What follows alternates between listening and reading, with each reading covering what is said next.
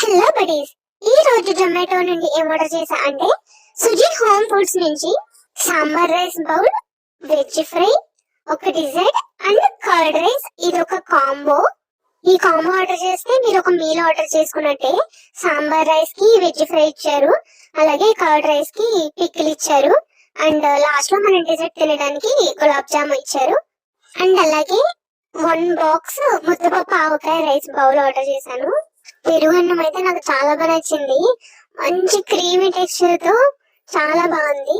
ఎవరైనా మంచి homely food తినాలనుకుంటే నేను తప్పకుండా సుజీ హోమ్ ఫుడ్స్ ని రిఫర్ చేస్తాను.